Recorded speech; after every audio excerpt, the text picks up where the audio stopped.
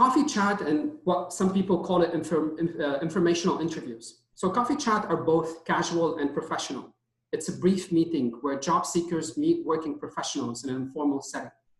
And it's a good where we say, it's not fully casual, it's not fully professional, it's just right in the middle. It's something that basically helps you to get your foot in the door. What's the objective of a coffee chat? So basically when we go on just trying to approach someone that we want to sit with professional, what's the objective of the three? And the objective is very important basically to identify or at least to understand the concept or everything behind it. For a job seeker or someone who's a refugee like myself, and then when I came here to Canada, and then many of you right now on the webinar. So as a refugee talent, what you're trying to get out of the coffee chat is definitely to get a career advice, to get insights on the industry, to learn the corporate and the culture for the company, and also basically create a personal connection and secure introductions to other professionals. And we always say, it's the second effect, which is a good positive effect of a coffee chat, that sometimes it's not only a way to build our own professional network, but also to build a personal connections with people. Because often or sometimes that, I can connect with someone, and it happens to me at least many times where I connect with someone over a coffee chat and we became friends. So it actually goes beyond the fact as a professional network, and if stay as a professional connection, it's also great. For Canadian professional, definitely give their time to be helpful. Canada is the country that built on refugees and immigrants. The fact and that kind of sense of feeling and that I'm helping others and I'm trying to connect others, just kind of, that circle of giving back makes people feel good.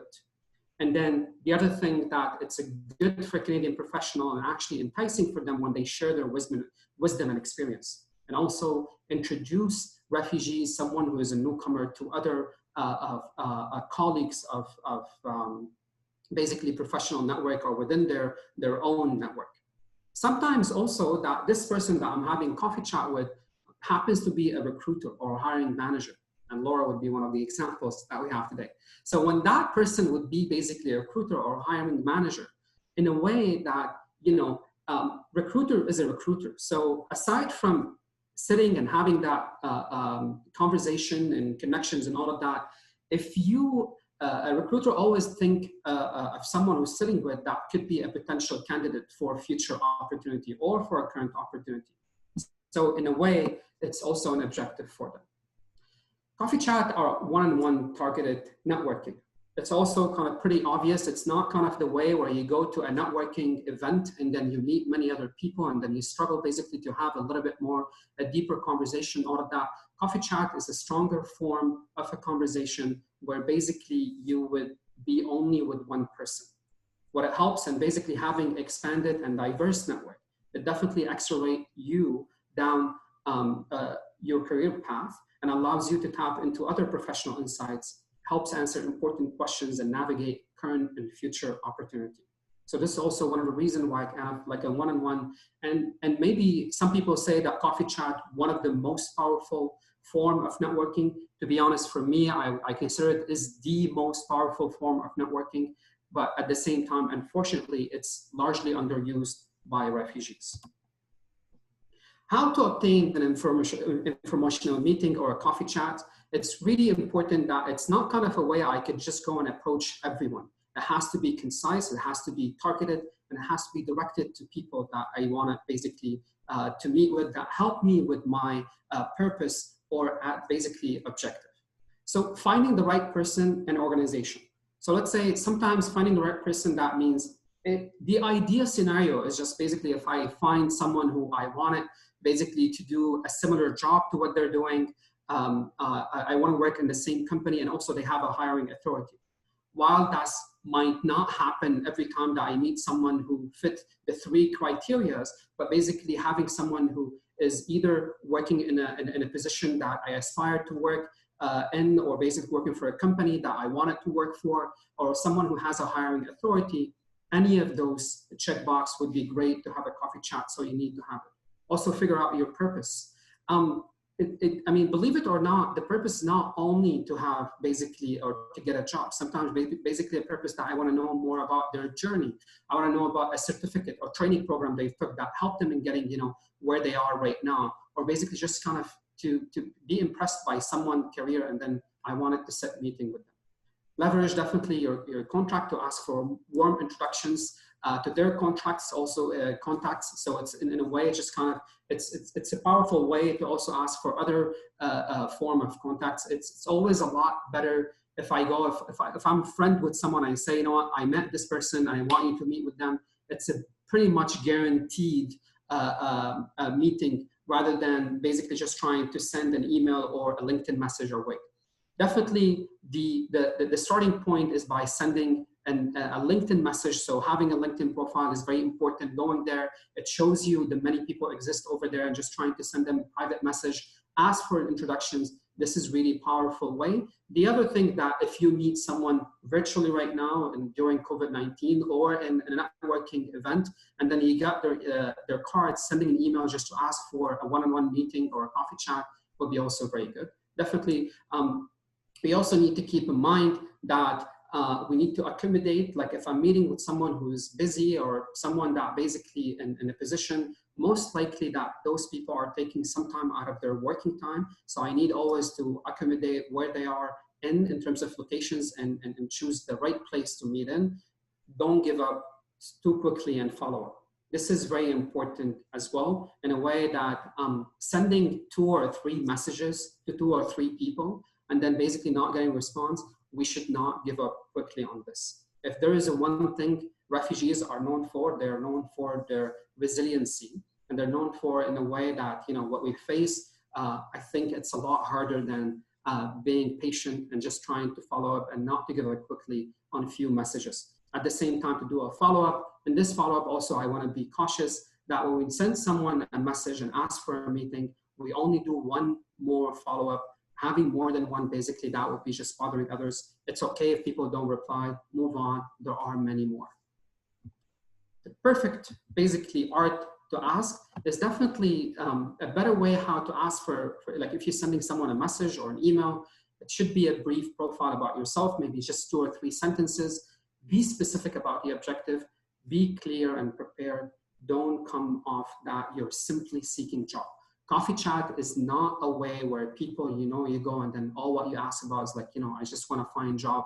Again, remember that this is more to learn from others about their journey, experience, and ask them for some connections. And here is just kind of an example. I'm just going to read it really quickly, and then that gives you maybe a way of how to approach someone for a coffee chat. It's very short, clear, direct to the point. I'm a recent newcomer to Canada. I spent 15 years as a mechanical engineer in Venezuela. I'm trying to learn more about how things work in Canada. Your profile really impressed me, and I was hoping for a few minutes of your time to learn. Here where you identify your objectives. Can we set up a brief 20 minutes virtual coffee chat? I'm happy to accommodate your schedule. Look forward to receiving your valuable insights. Please let me know. So in a way, as a form, so as you saw, so it is basically talking about yourself in 2 sentences, saying something nice about the person that you wanted to meet, because when we pick someone to meet, we're picking that person for a reason. It's always good to tell them what's the reason, and then, you know, how appreciative we are and how impressed we are with their profiles, and definitely be cautious in a way that this is a coffee chat. Most likely people do it in their lunch break or like taking out of their time. So it should not be more than 30 minutes max. How to have, and now basically I got the coffee chat, someone replied to me, and then they're, you know, I was grateful, and then, you know, they're willing to sit with me. Then how to have an effective. One of the other way that we've seen from many people, or basically I've met many refugees, you know, they get a chance to have a coffee chat, but then they don't do it well, and then it's a lost opportunity. So how do I have an effective coffee chat, which is very important?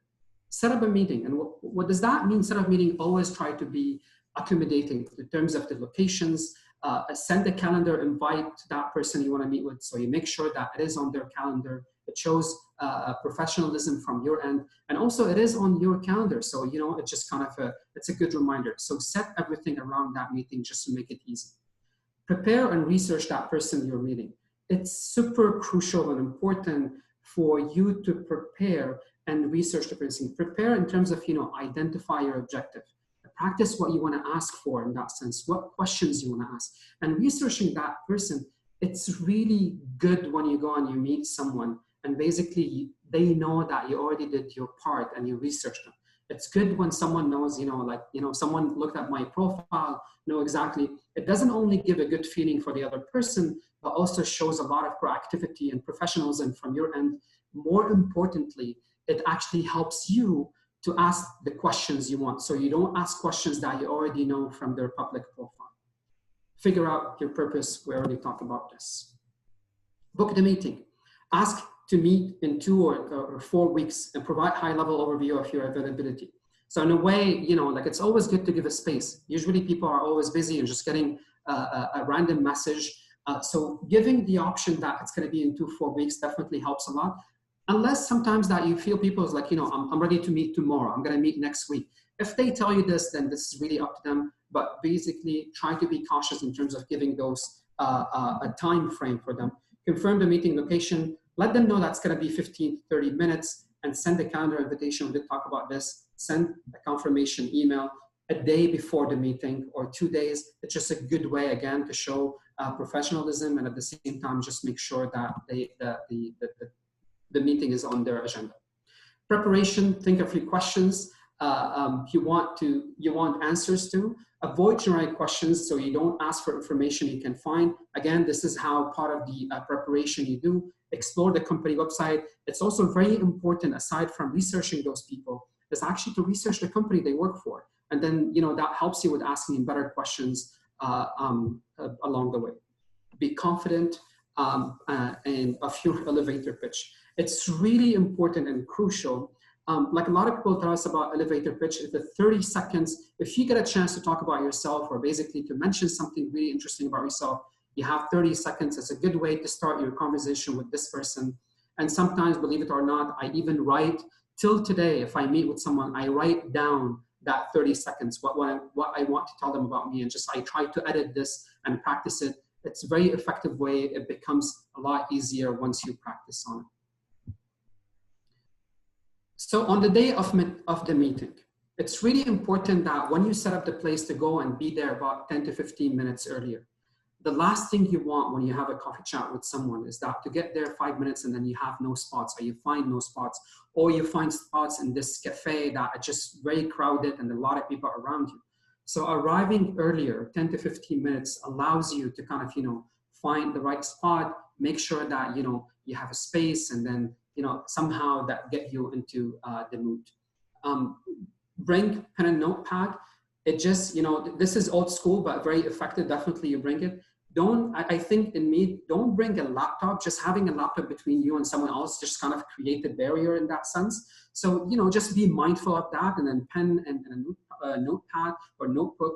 Basically, it would be a good way just kind of to put your own comments. So, and then basically recommendations coming from the person you're meeting. Business casual. I would not recommend that fully casual, even not like fully business. Again, it's a more, remember when we said it's kind of a casual and informational, kind of a casual and professional meeting. It's right balance. So having business casual is very important. Show active listening and communication. Remember that you're there to listen more than actually just kind of to communicate with people. Show gratitude and being genuine, and also end with specific ask. It's always good to kind of call to action. So that specific ask could be, like if they know about an opportunity within their field, if they know someone that they could introduce you to, being gratitude and genuine.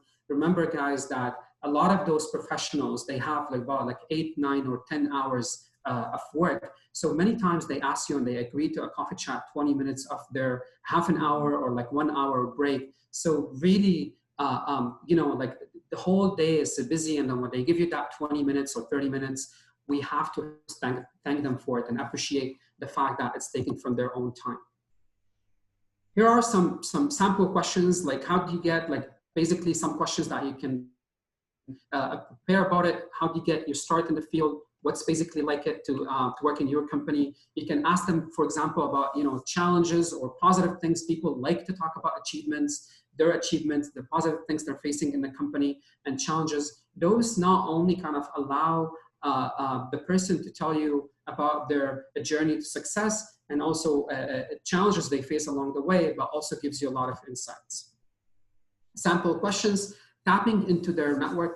So basically the key here is to make a request that's specific and possible. We did talk about this. It's really important just kind of to go and have a purpose of this coffee chat. It's a short, you mention it, just going and having coffee chat and just hoping that some people would remember and then that's it. I think it's not the right way. Really having purpose is very crucial.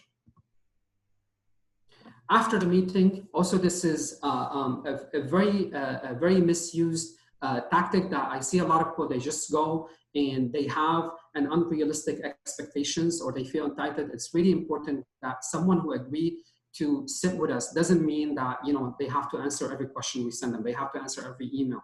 It doesn't mean that, you know, every time, and we send them maybe like 2 or 3 days, constant messages, and then they have to listen. So we need to have a realistic expectations and not to feel entitled. That might sound harsh, but again, we just want to be transparent in that way. Just have a realistic expectations coming. Quick follow-up is also a very important thing.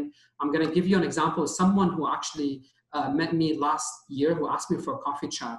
And not only she sent me a follow-up on email, basically many people do it, not many actually people do it, but those who do a follow-up definitely gain a lot more outcomes out of this. But what this person did, she actually sent me a card, like an actual physical card by postmail. The fact I'm talking about her today to you shows a lot of like how she stood out from everyone else in that sense. So she did that kind of extra little nice things. So follow-up is really effective, is super, super important. Build a relationship and stay connected. You're more likely to receive support when you keep that relationship. So not only a follow-up, maybe in 2 weeks from now, you can share in articles, and then once every couple of weeks, once every month, it just kind of keep that momentum and just have a little bit back and forth. The last thing, so I just want to summarize this by saying basically do's and don'ts. Definitely take initiative. A lot of people here tell you that, you know, you need to be proactive, and then being proactive sets you apart from a lot of other people. And especially as someone, when I came here as a refugee or refugee talent, those kind of proactive small things. I'm not saying being proactive, basically putting so many hours, but sometimes smart things and small things make all the differences. And be prepared. This is also very crucial when you go and then do a coffee chat. Again, researching that person, researching company is something that's very important.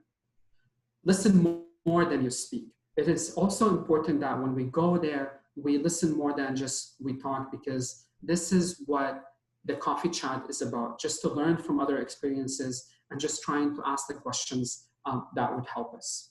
Follow-up, again, we put it this, I can't tell you guys how important a follow-up is as important as setting the coffee chat itself. Don't expect always to secure a meeting after one ask. I do feel for those who, and I did it myself, sometimes I have to send 20 or 30 actually different people for a coffee chat, and I might get back to hear from one.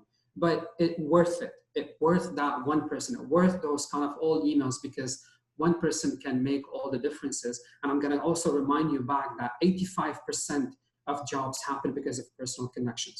So it's a good way, it's good not to expect that you will receive an answer from every single message that you send or email. Don't talk about yourself too much, and you are there to learn from them, about them and from them. Don't ask for a job. Again, it's just an informational meeting. It would lead to a job, but don't ask for it in the first discussion, because again, it's just, you know, trying to learn more about the person in front of you. And basically don't meet once and not build a relationship.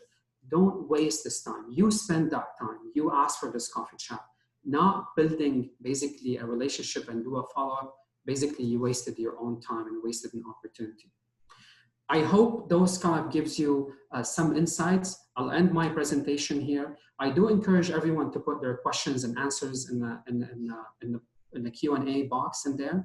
I'll give it back to you, Saima, and we will hear definitely from Laura, and then we can answer as many questions as possible from your end. Thank you.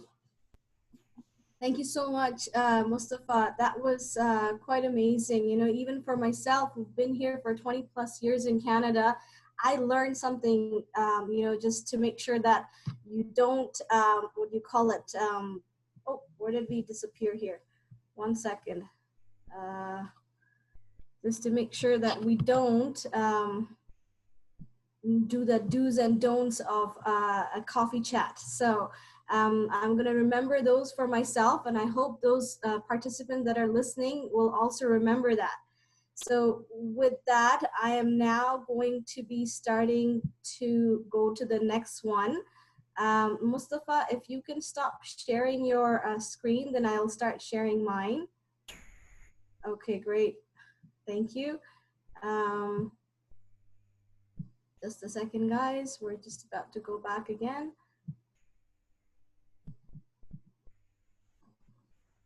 There.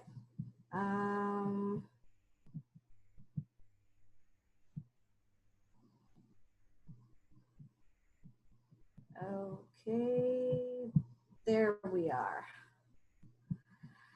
Okay, guys, so this is what we've been waiting for all this time, our featured guest speaker for this event. And we are very much looking forward to introducing her to you.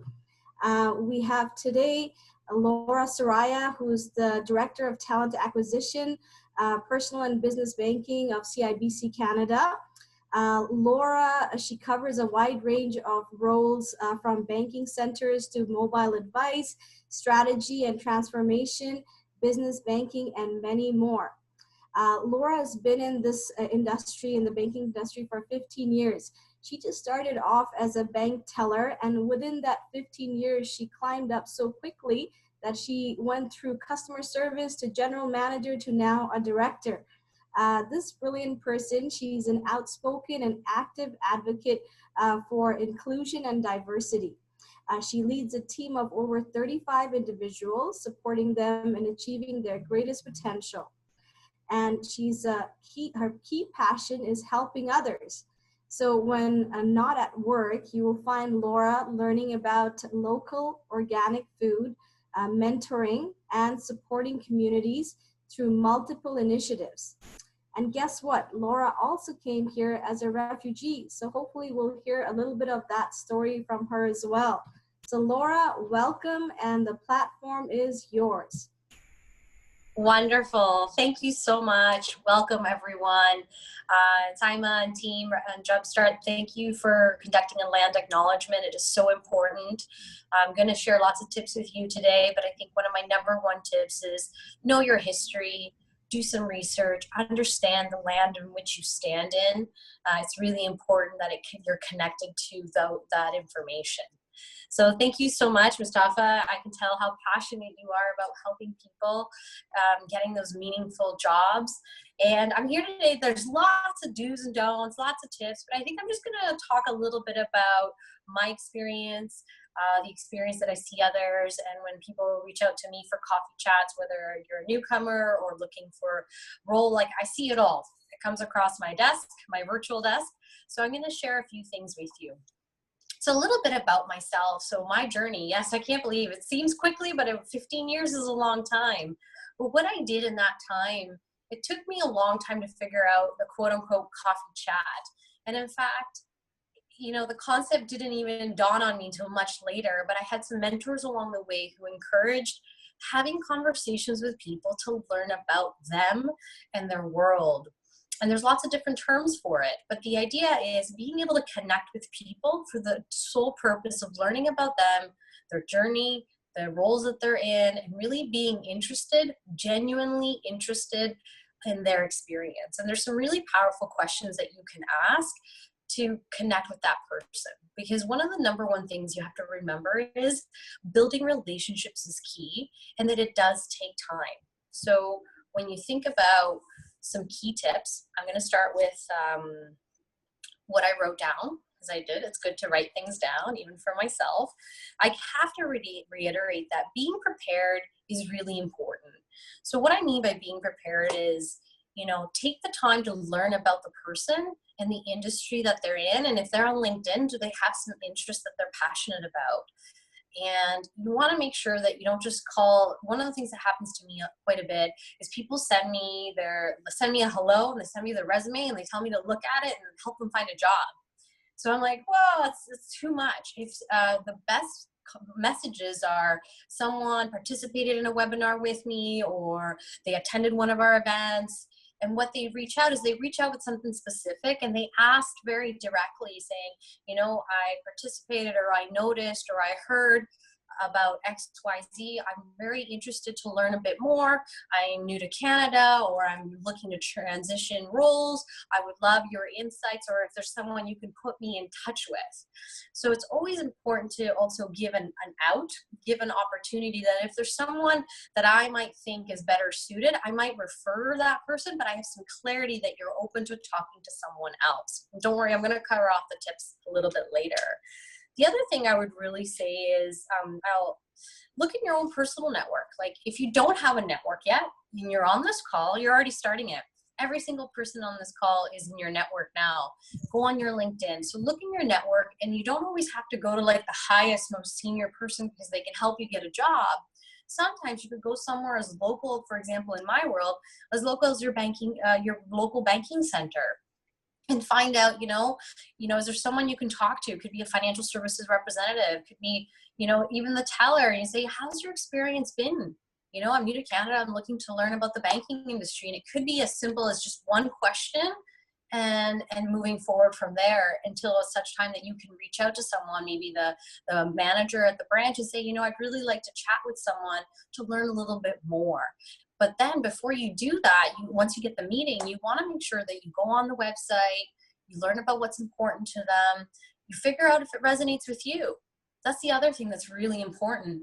Is that part of your story too? Like, do you resonate? Does it make sense? Don't just go for everything. Be really specific, because we have so much variety. And I'm just going to let you guys know there's a little bit of noise coming in because I am working from home. So just be mindful. The other thing I would say is prepare relevant questions. So be really specific. One of the things I'll mention it again, one of the things I hear quite a bit is just these very general questions. How do I get into banking?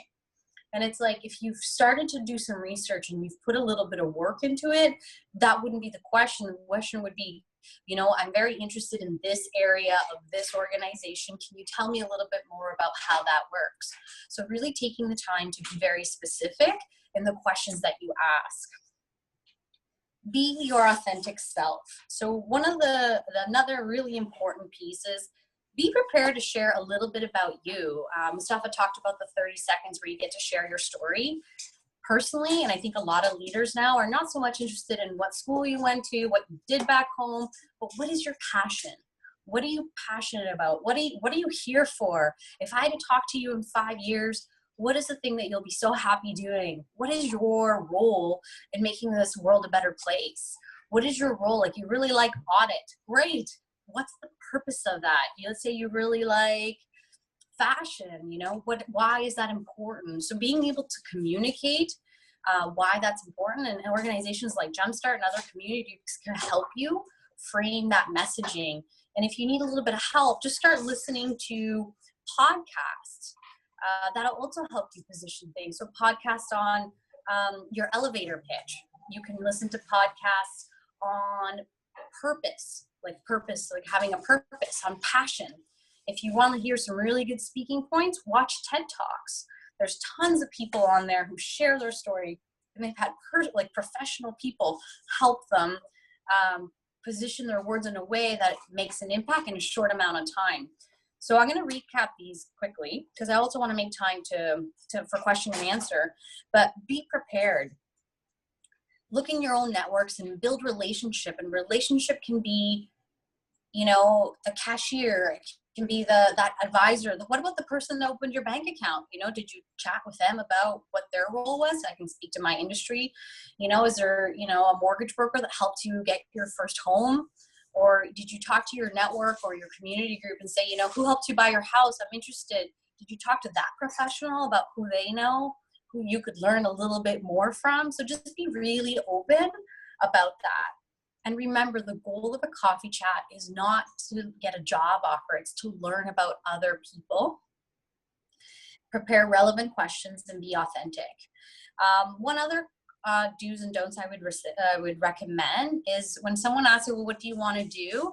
Please don't say anything. Anything is really broad. Be really specific. This is your time and your opportunity, and they will come. The opportunities will come. They will take a bit of work to get there. Continue to read, continue to learn. Think about how you're taking care of yourself. And you'll hear this, and you can ask my teams about it. One of the most important things is taking care of your mental, emotional, and physical health. Because the healthier you are, the clearer your mind can be, and the more unobstructed your heart can be, so that you can be your best self when you come to those coffee chats.